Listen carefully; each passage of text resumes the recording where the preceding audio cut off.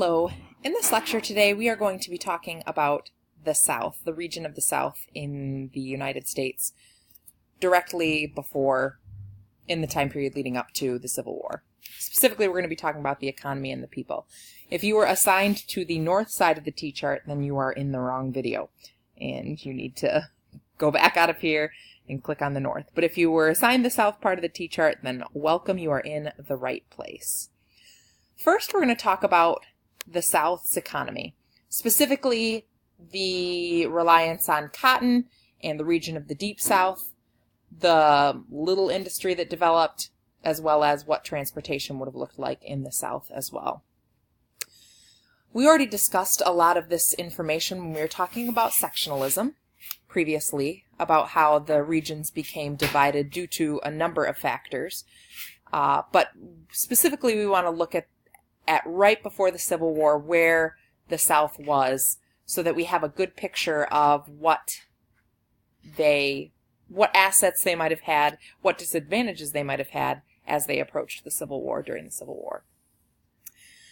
So if we're going to talk about the South and the economy, we have to focus on the South's reliance on agriculture, especially cash crop agriculture, and especially the reliance on cotton.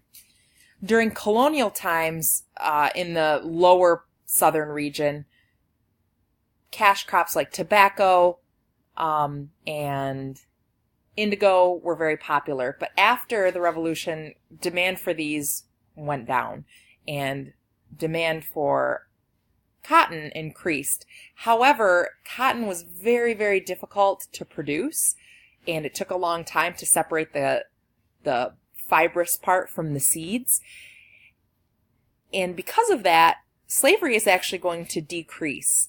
But a big part of that is going to change with the invention of the cotton gin, which we'll talk about in just a second. But as population begins to increase in the South, it's going to spread into what we now call the Deep South. So the western parts of Georgia, South Carolina, and then Alabama, Mississippi, Louisiana, and Texas specifically all make up what we call the Deep South. They were completely dependent on slave labor, especially on the areas initially near the coast, like the Tidewater region. And the cotton gin makes cotton production soar. Demand, therefore, for cotton soars. Plantation owners want to plant a lot more cotton so that they can reap higher profits. And because of that, they rely on slaves to plant and pick the cotton. Therefore, the demand for slaves is going to increase, which, as you can imagine, is going to fan the flames of the abolition debate between abolitionists who mainly resided in the North and then people that would have been, pro-slavery residing mostly in the South. The Upper South focuses on so when we're talking Upper South, just to backtrack, we're talking Virginia, Maryland, North Carolina.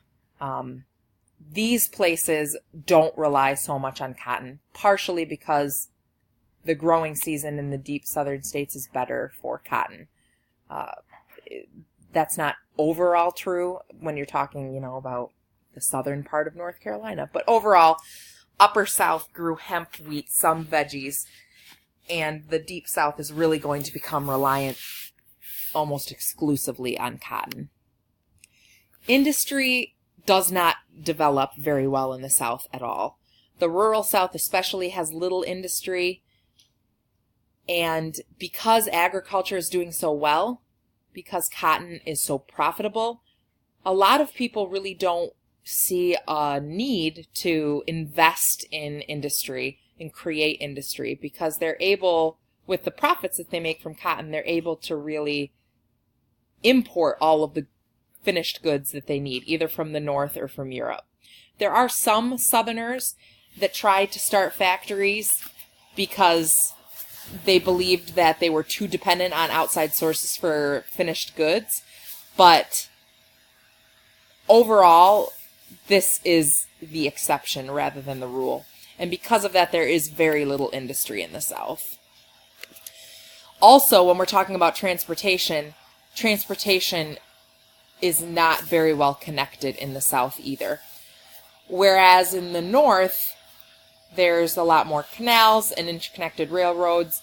In the South, that doesn't really exist. Few canals exist, partially because there are less river systems in the South that lend themselves really well to be connected by canals, and also partially because the need just is not there. They also had railroads in the South, but for the most part, rail lines were short, local, and not really linked together, which is going to make traveling long distances in the South a lot more difficult. And you can imagine this might also be sort of a difficulty for them during the Civil War as they're trying to transport goods. By 1860, only 1/3 of the nation's railroads were in the South, the rest of them being in the North and Midwest.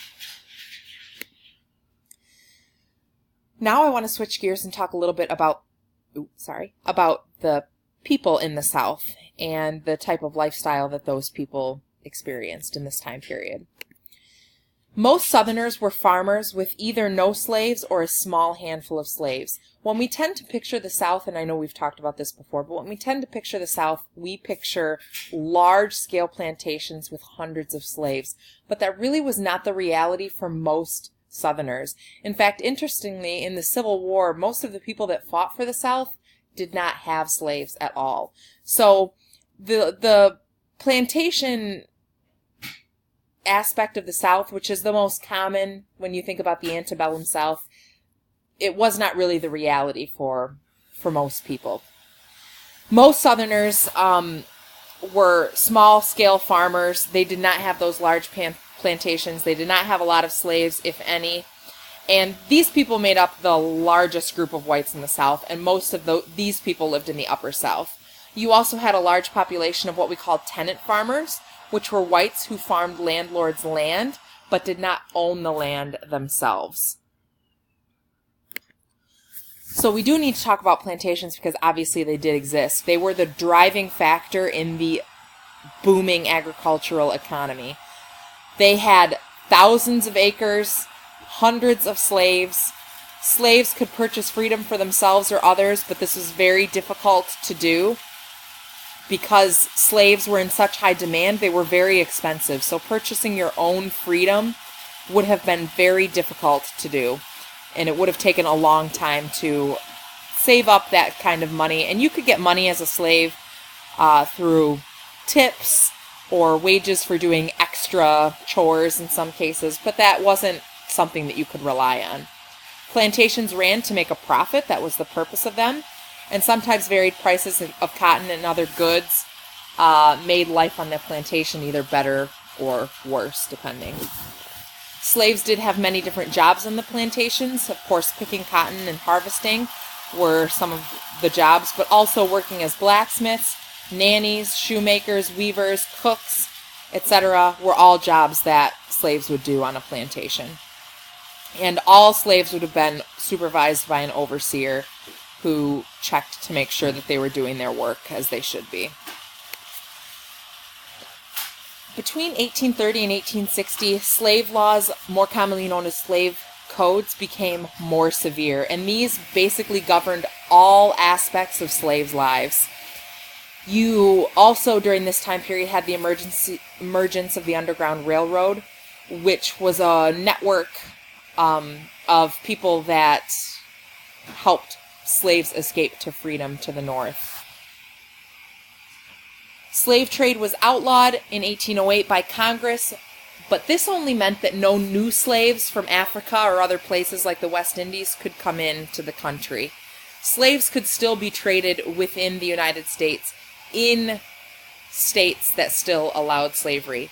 By 1860, almost all enslaved people in the South had been born in the U.S., simply because they could not import new slaves from anywhere else since 1808. There were no laws that helped families stay together. Families could be sold apart. Slave marriage was not recognized, and children could even be separated from their parents, depending. It was also considered part of the slave code made it a crime to read and write. The idea being that we don't want to educate slaves because then they'll start wanting things like freedom, etc. And there was also a lot of propaganda by phony doctors and other people that told everyone that black people were not capable of learning, that they were only good for manual labor, etc., which was another reason why reading was outlawed. Obviously, that's not true, and it was used to keep slaves in their subservient place, but that's just another reason. Most slaves tried to hold on to their traditional roots, and there is an awesome blend of culture between the traditional African roots that they brought with them, in the case of those that came directly from Africa or the West Indies, and then those traditions being passed down, and also mixing with U.S. culture to sort of create this unique African American culture, which is really going to be a wonderful thing that we're going to learn about in the future. Many slaves also will turn to Christianity as the religion of hope because they're introduced to it by their slave holders. And Nat Turner, specifically, if we're talking about, we want to talk about 3 slaves here. There were many, many influential slaves, but 3 we're going to look at specifically. Nat Turner was a slave who resisted the owners, taught himself to read and write, started a rebellion which led to more severe slave codes. But it showed that slaves were willing to fight back despite the awful consequences that they could face. Then you also have Frederick Douglass, who was a leader who gained freedom for himself, basically was able to buy his freedom. He became an abolitionist, an author, a great friend of Abraham Lincoln. He pushed Abraham Lincoln in many ways to make the outlaw of slavery more of a priority in his administration. And then Harriet Tubman is very well known for being a conductor on the Underground Railroad and is responsible for leading countless people to freedom. As we talked about earlier this year, Harriet Tubman is going to be replacing Andrew Jackson on the $20 bill. Hopefully, recently. That's been decided. And then last but not least, we're going to talk about city life and education. Most cities in the South were seaports or river ports. There were some free African Americans in southern cities, but again, this was not the norm. You did not see that a lot because it was difficult to buy freedom. Though there are some, certainly some circumstances in which slaves that bought their freedom would not have had enough money to move to the north, so they would have relocated doing work in southern cities. The South was definitely behind other parts of the country in literacy. And literacy is the number of people that were able to read and write. And oftentimes good education cost money. Free public education was not very well developed in the South. Schools were often far away, and education was generally private, which led to a huge disparity between the types of education that people received. Poorer people received little to no education. People on wealthy plantations would receive a much better education because they could afford it. So we want to take a look at what's next. I want you to take a look at this slide and be prepared in class tomorrow. You need to bring these notes filled out on your side of the South T-chart. And then you also need to be able to explain this information to your partner who is going to be assigned to the north side. So you will be collaborating to sort of fill in both sides of the chart, and then taking this information and making some conclusions about advantages and disadvantages of the region during the Civil War and what might happen during the Civil War, knowing what you know about the region of the South and the North, as you're going to learn from your partner. So make sure you come prepared.